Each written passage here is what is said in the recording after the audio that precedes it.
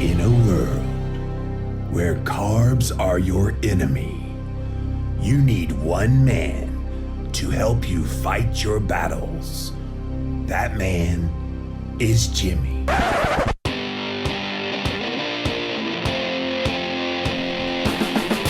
Combating nutrition disinformation and general bull. It's Jimmy Rants. JimmyRants.com.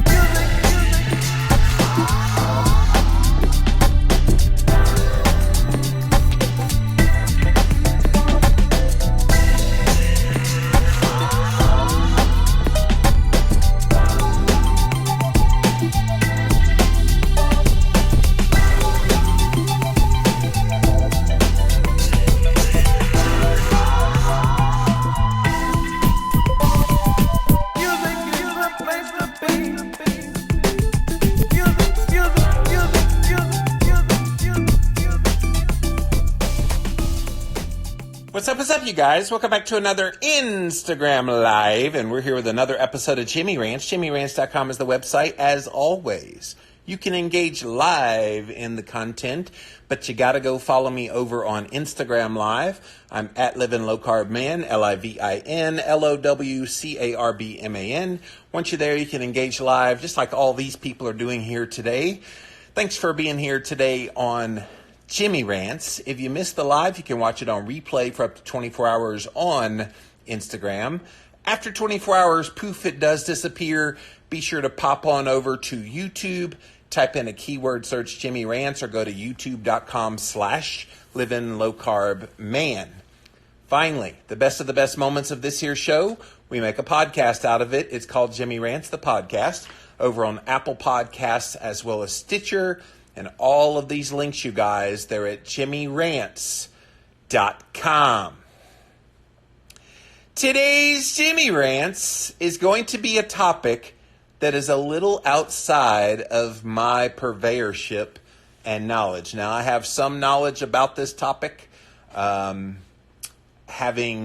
interviewed quite a few people on the Living La Vida Low Carb show over the years, that are OBGYNs and experts in the realm of pregnancy and how you feed yourself and the proper nutrition and everything.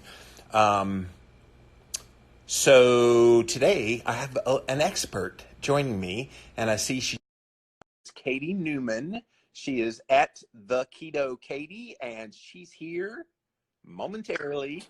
There she is. What's up, Katie? Thank you. Hey, I just Hi, realized family. I'm about to get, I know, I was like, oh no, I forgot my water. So I'm yelling to my family, I need water. Hi, Jimmy. I don't have water. My water's upstairs, so I totally forgot my water. So pull the camera back away from your face a little bit so we can see you. We see the nose up. What was that? I said, Oh, can you nose pull up, the yeah. camera back a little bit. Like. Yeah, there you go. Is that better? Okay. We were having like the creepy moment with Oh. the eyes like real close. I'm an amateur, Jimmy. This is my first Instagram live. Really? Mm-hmm. Well, Yes. welcome. So you're jumping right into the fray doing Jimmy Rants, that's for sure. yay. Yeah, and you watch this show because I see you watch the replays and everything, so Oh, you know yeah, how this definitely. works. Yeah. So when you and I talked, where was it, at KetoCon? I was like, I got to get you on Jimmy Rants. Of course, I was thinking like live there, but you were so busy the whole time. So when you got home, you're like, Jimmy, I want to do Jimmy Rants, and I got the perfect topic. And I was like, what's that? And you said, I think too many people worry about being keto and being pregnant. I'm like, all right, I don't know definitely. anything. I'm not a woman. I've never been pregnant in my life. Don't plan on it. So you're the perfect person because you not only are a nutritional therapist, and you not only believe in the ketogenic lifestyle, but you're a mom of a whole bunch of chillins. So why don't you tell us a little bit about who you are, and then we'll jump into the topic. Yeah, so I'm Katie Newman. You just said I'm a nutritional therapy practitioner. I'm a holistic lifestyle coach. I also teach fitness classes. I do personal training. I've been in this field for 20 years, so I have lots of experience. And I'm You're only 20 years old, Katie. I So know. how have you been in it for 20 years? Oh, no. Just kidding. I'm 40, if you want to know. And actually, I just turned 40, and it's like the best year of my life. I actually feel the best and feel like I look the best and have the most There energy. you go. So, yay to keto. It's like making me younger, right? Yes. And I'm a huge keto advocate, most importantly. And I believe in real food and nutrient dense food, and I'm definitely on a mission to help change our government guidelines. So Nice. That's me in a nutshell. And how many kids do you have? I have 3. 3 kids. 3 And children. how many of them were conceived in a ketogenic state? Any of them? 1. Okay, Just 1. that's good. Well, because you found keto, Yep. Mm-hmm. and you're like, hey, why would I stop doing this? I think this is what freaks out a lot of women, mostly because doctors scare the bejeebies out of them about it. Mm-hmm. I have a story to go with that. What's that? Yeah. I said I have a story to go with that. Yeah, so The I whole want to hear that doctor story. scare in keto. Yep. Yeah, they scare the bejeebies out of women. Well, ketosis is a very dangerous state. And I'm thinking, if you're already in that state and you're already eating mostly real whole foods, which, by the way, you guys, you might recognize Katie. She was one of our featured NTPs in Real Food Keto.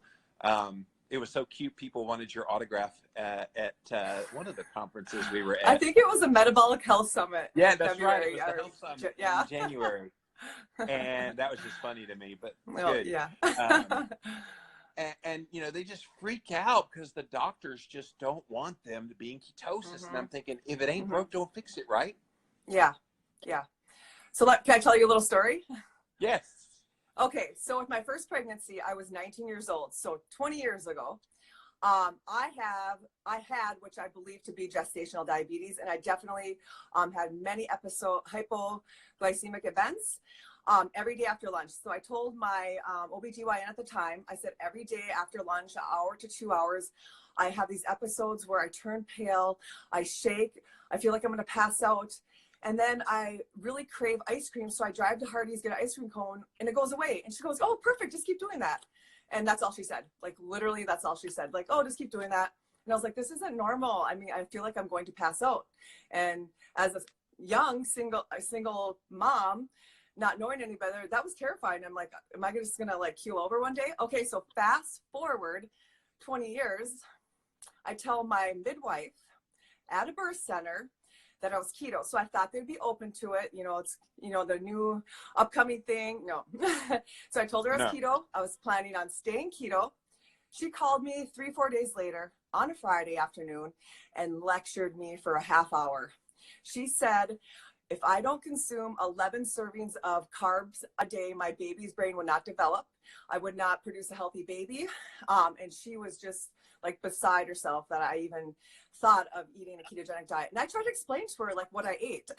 And that didn't matter. Keto, that's all she thought about. She told me that. It's fascinating when you put a label on it like, well, yes. I eat keto. But if you described foods, or if you said I'm eating a real foods-based diet, there doesn't seem to be the same negative connotation. What do you think it is about the four-letter K word that freaks people out? Yeah, they just have negative misconceptions about it, and they just have it stuck in their head. It's too bad. So they proceeded to tell me they were going to test my ketones every time I came in. Good. Well, I decided it wasn't worth the stress. I wanted someone who was going to support me. So I moved to another birth center.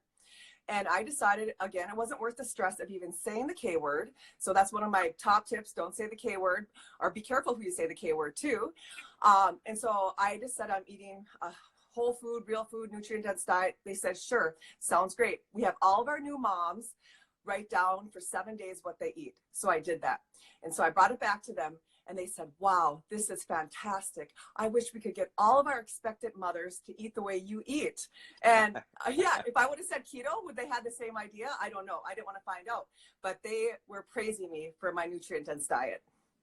It is really, that's a great story. Thank you for sharing that, Katie. It is really interesting that the diet itself is what scares people. And of course, a lot of these are in the medical profession, and their only knowledge of keto, ketosis, is in the context of a very dangerous medical condition, ketoacidosis. Mm-hmm. And so that whole nonsense about, well, you've got to eat enough carbs for the baby's brain to Mm-hmm. develop properly, that's all predicated on the amount of glucose Yes. that is required Mm-hmm. for brain function, Mm-hmm. not carbohydrate. This is where the Mm-hmm. confusion always comes into Mm-hmm. play. And they totally forget about natural metabolic pathways, which Mm-hmm. you learned as an NTP, Exactly. Yeah. gluconeogenesis and Mm-hmm. glycogenolysis. And there's all of these ways that the body very intricately can make all the glucose your body needs. Yes, there is no recommendation or requirement for dietary carbohydrates. We both know that our body will make the glucose the brain needs. And when there's been studies done, it's shown that the brain actually prefers ketones, right, over glucose. So, and you know, we both know that when we are living off of ketones, we feel better, our brains work better, and we have more energy. So it just makes sense. And so one thing that people don't realize about pregnancy, which is what we're talking about, and guys, if you just joined us, Jimmy Rant's got a whole lot more beautiful today because I got the lovely Katie Newman today. You're making me blush. She's a good friend of mine.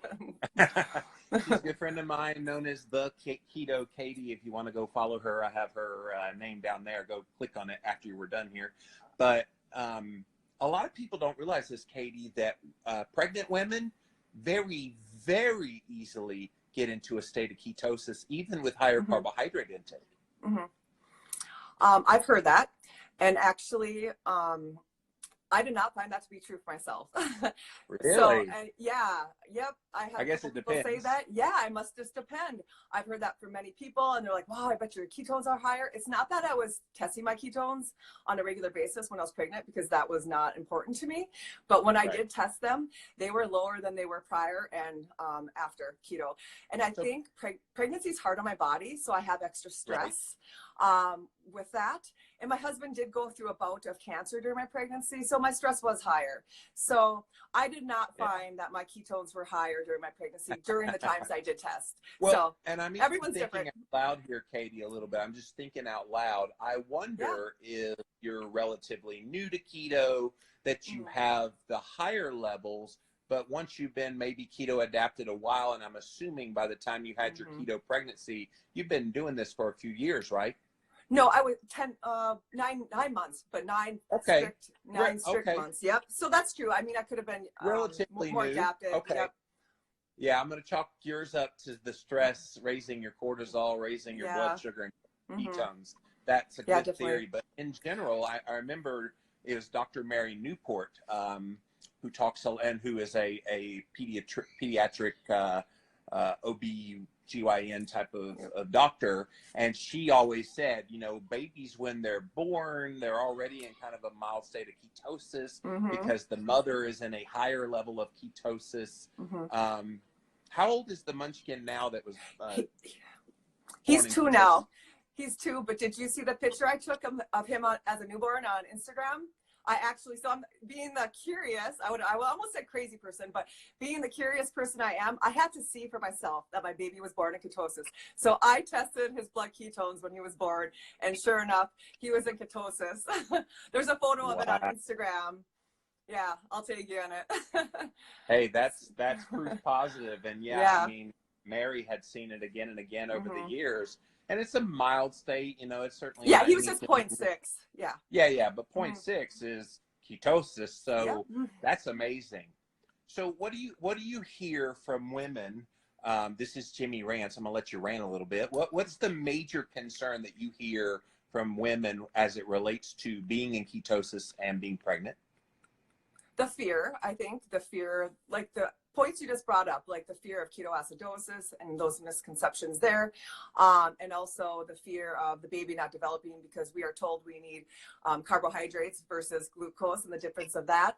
And then also immobilizing fatty acids and possibly the toxins that come along with that.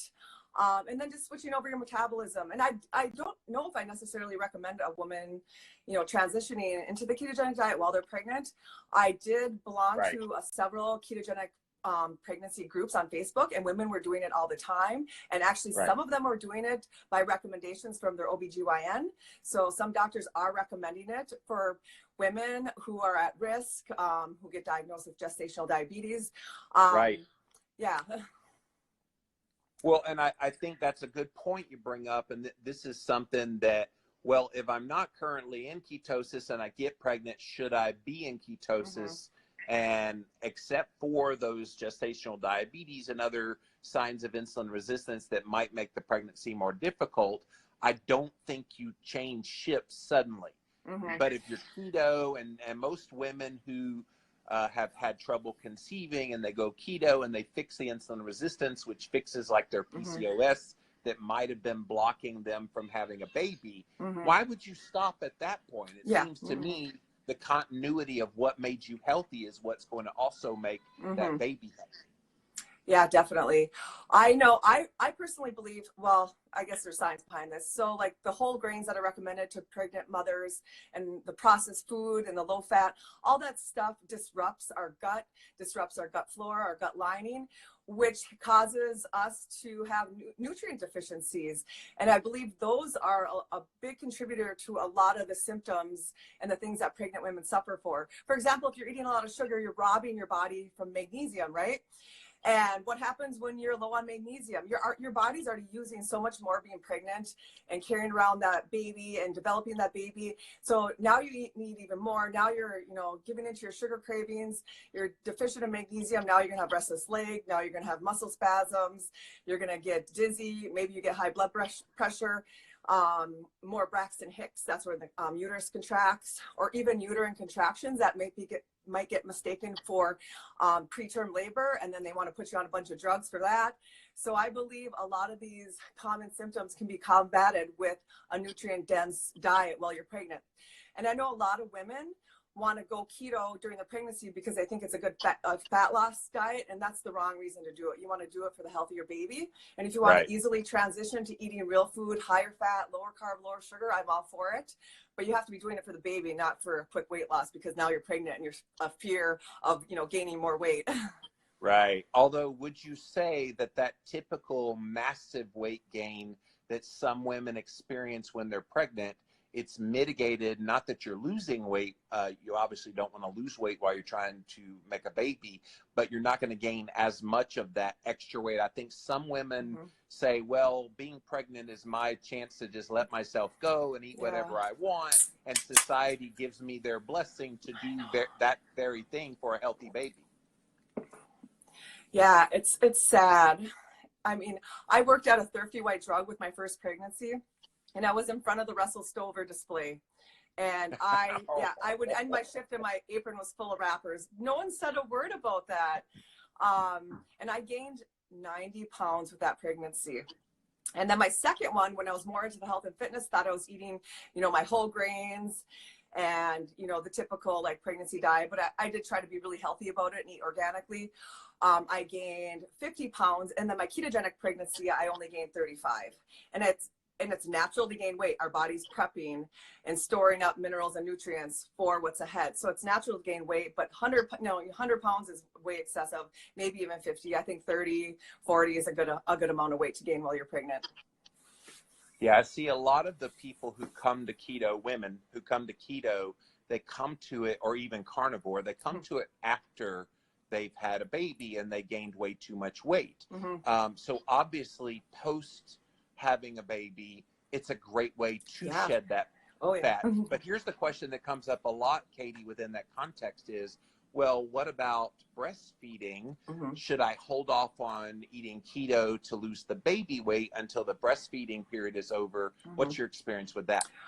I think women can do it, but they have to do it slowly. Because again, it's depends on where they're coming from, right? So if they're coming from paleo and they've already cut a lot of the sugar and started eating more healthy fats, and they're already able to burn fat as a fuel more efficiently, they're gonna have an easier transition. But if you're coming from the standard American diet and you have to make a complete metabolic shift, your body's not gonna be able to figure out like, okay, you just gave up, we just lost our glucose energy source. Now we're trying to figure out how to use fat and make ketones and then assimilate them and use them and adapt to them.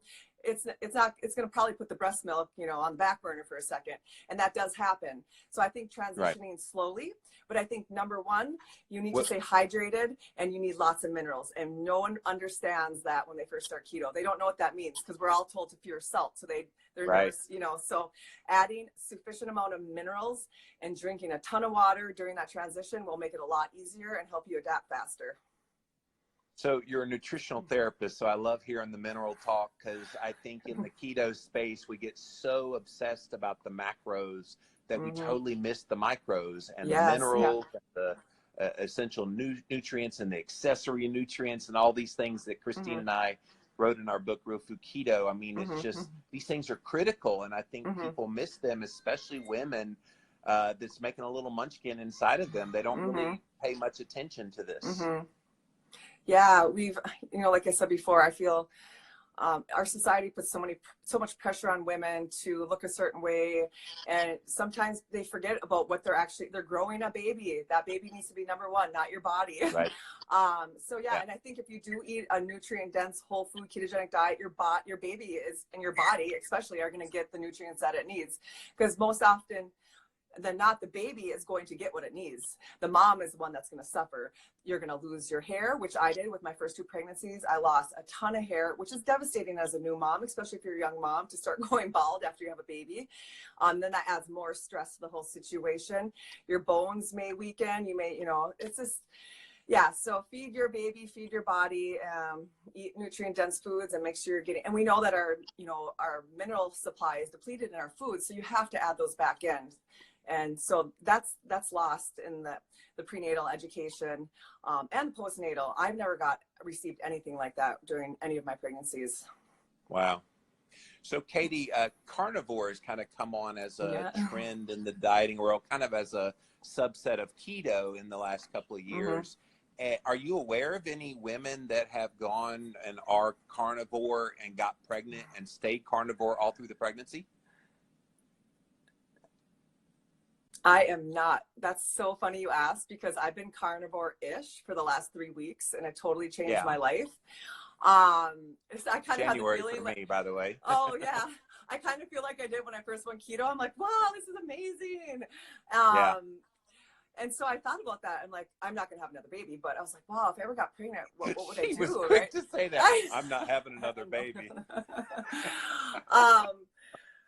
But I don't know, like, even during my pregnancy, I was mostly ketogenic. There was a couple times I craved grapes. So I had like literally a couple grapes. A couple times I craved a banana. I had a banana. So I think when you're pregnant, other than giving into like some junk food cravings, like, you should listen to your body and eat what it's craving. Because as long as you cut out all the processed food, the sugar, and a lot of the inflammatory grains, your body's going to be giving you signals, and you can eat intuitively on what your body needs. Yes.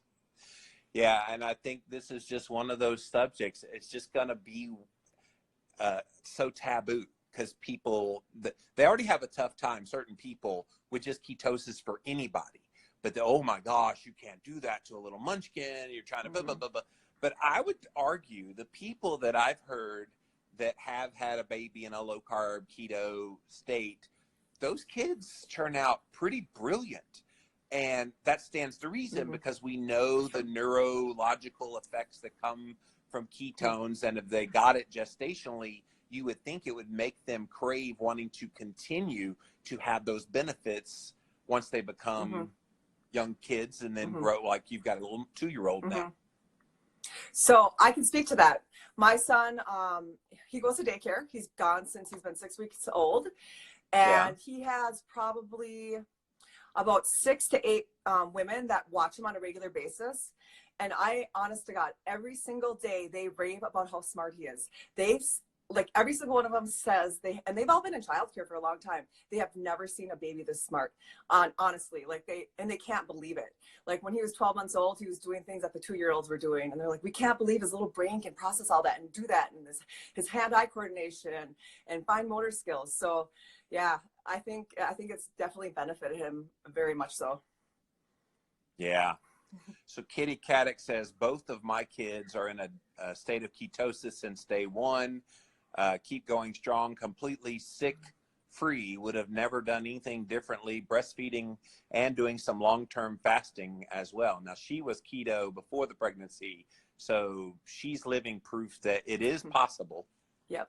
And I do not recommend this, but I practiced intermittent fasting actually before I was keto, just naturally, because I wasn't really a breakfast eater. I did go through spurts as a fitness trainer when like, oh, you need to eat breakfast and you're going to destroy your metabolism and you'll burn more fat if you eat breakfast. But I kind of went back and forth. So I've been practicing intermittent fasting a long time. But during my pregnancy, I did not eat on most days until noon, 1, 2, or 3. I didn't force it. I literally just ate when I was hungry. A couple of days I woke up and I was hungry right away. I ate, but probably 99.9% of my pregnancy, I waited until I was hungry, which was 1, 2 o'clock. Yes. Well, you know what? A lot of women fall for the myth, and it's a huge myth, that they're eating for 2. And so when you have this notion in your head that you're eating for 2, it kind of forces you to eat more and possibly more often than you would have. Do you agree that eating for 2 is a big fat lie? I sure do. I didn't do any metabolic testing while I was pregnant, but after, for my second and my third, I have access to that at work. And they say you burn like 600 calories or 300 to 600 calories extra for breastfeeding. I did not find that true when I tested my basal metabolic rate at all. So that's just testing your metabolism at a resting stage. Mine was pretty much the same while I was nursing and before and after. And so I think that's kind of all a myth. I think it's definitely overestimated and it kind of sets women up to for a disaster and not to be successful. Right. Kat says breast milk on keto is so fatty and is what is essential for brain development. I think I posted a picture of my breast milk in a bottle. It had like an inch of cream on top, and the fat quality matters. But fat's going to give them I can speak to that. Katie, right? Oh, yeah. Oh, no. Let's just not even talk about cholesterol. There's just like a, I don't want to swear, but, it's a trigger for Katie. Hey, you're on Jimmy Rants. You are so allowed to rant, my dear. No, so I have a little story. During my second pregnancy, so that was 8 years ago, on days that I was trying to lose weight, guess what I was doing? I was going low fat, right? So I'm like, I'm going to lose my baby weight, so I'm going to cut out the fat. And then I would do that for a couple of days, and I'm like, I want some butter and olive oil and avocados, and, so I'd have a big fatty meal. And I pumped a lot, okay? So one day I opened up my fridge in the morning, and I looked at my milk from the day that I cut my fat and was trying to lose my weight, and it looked like skim milk. And then the day after I had my big fatty meal with my avocado and my olive oil and my butter, and had, just like she said, a big thick cream top, and the light bulb went off. I'm like, why didn't anyone tell me about this? No lactation consultant, none of my OBGYNs or any of the nurses I worked with never talked about food quality. They talked about quantity. They're like, you need to eat because you're nursing a baby, so you need food, just eat it, whatever it may be. So that was huge for me to see that visual of what I ate really mattered to the quality of my baby's milk. So that's huge. I really am glad she brought that up because I wanted to make that point. And that's probably why a lot of women very happily turn to formula rather than doing the breastfeeding thing. Oh my gosh, that's so true. Yeah, I never thought about that. They're not eating a nutrient-dense meal. They're taught what they've been told by our government guidelines and recommendations. So they're cutting down their fat. They're eating low fat. The baby isn't getting the nutrients it needs. And it's kind of rejecting the milk. They're not producing enough. Yeah, it's just a huge snowball effect, right? Oh, it's maddening. The baby is starving. So the baby could be, quote, colicky, but I wonder how much of that is like, hey, dude, I'm hungry. Yeah. And then if they turn to formula, I don't know if you've ever looked at a formula label. It's disgusting. Atrocious. Oh my goodness. Yes. The number one ingredient, even at Whole Foods, because I went through a period where I was going to KetoCon. Austin, Texas, KetoCon last year when I was working with Newman Cookie guys, and I didn't have enough milk stored up. I don't know if they asked me last minute, but I just wasn't prepared. And I'm like, okay, I'm just going to get a can of formula just in case. I could not find any. Like, I went to Whole Foods. Whole Foods will have one, right? It's a healthy store. First ingredient in every formula at Whole Foods was sugar. It's just, and it's not just the first ingredient. It's like the third, the fourth, and then down at the bottom. So they sneak it in. So basically you're feeding your baby glucose. Well, we Not don't good. want that poor baby. We don't want that poor baby's brain not to develop properly now, Katie. So we got to have plenty of sugar because it's just sugar. Never mind, we'll become addicted to it down the road, right?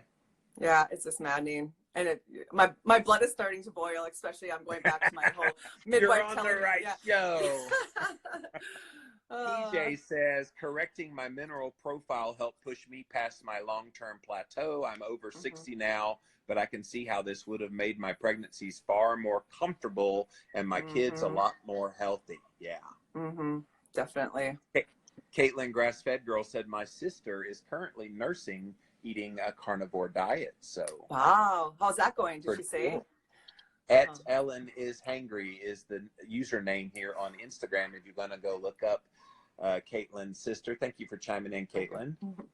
Beth says, pretty sure my breast milk was rainbow colored because of all the carbs. Oh, it's okay. We live and learn.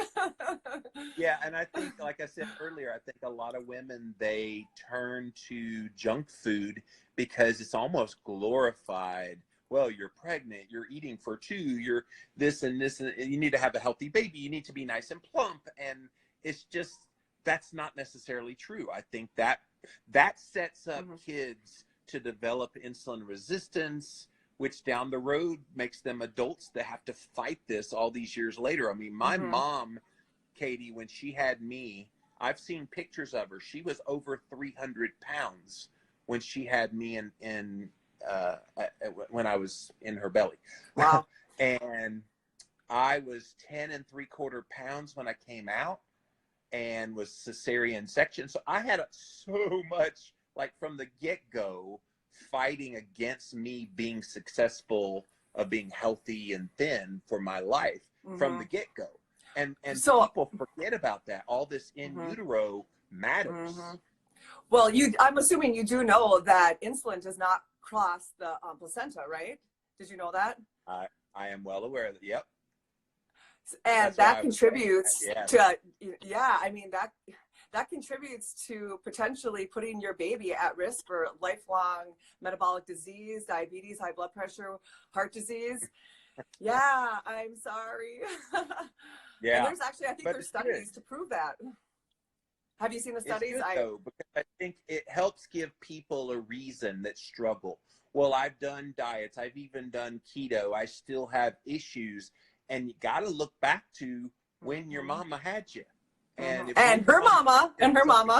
Things happen. What'd you say? I said, and her mama.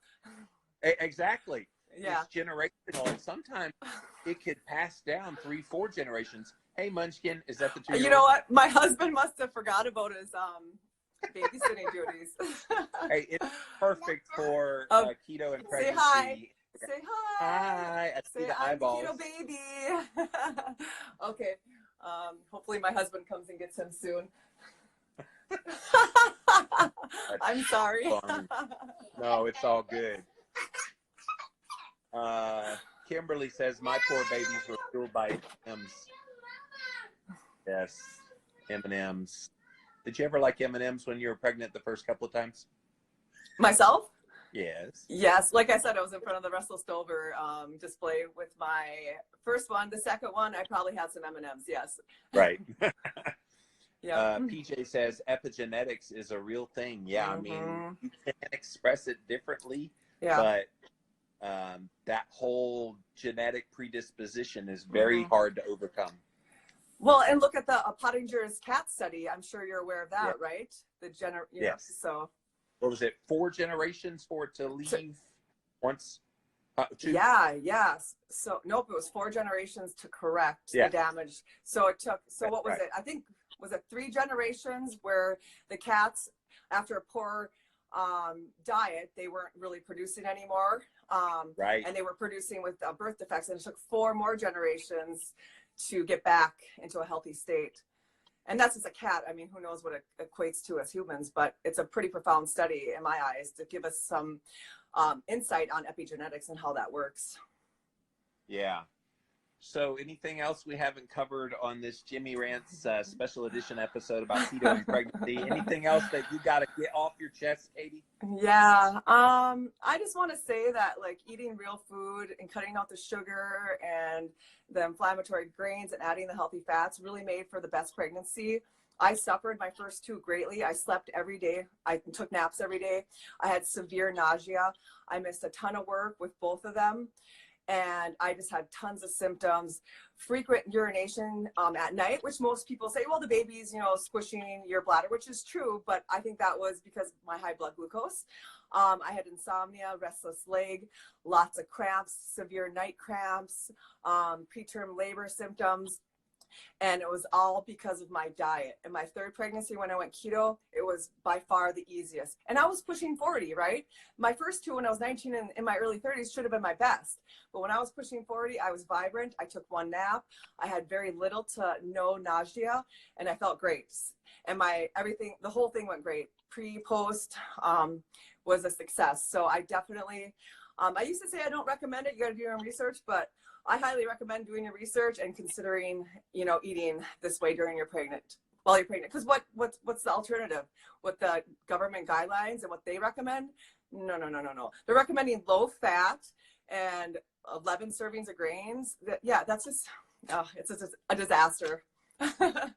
Well, we're really fortunate to have people like you out there articulating why fat is okay, why carbs aren't necessary. So thank you as a nutritional therapist, as a mom, at a keto baby, as a good friend here in the keto community. You're just doing really great work, Katie, and I have long admired what you're doing. Keep doing your good work, and thanks for joining us here today. Yeah, the feeling is mutual. Thank you so much, Jimmy. I appreciate you having me on. All right, Katie, take care. Yep, you too. Bye-bye. Bye.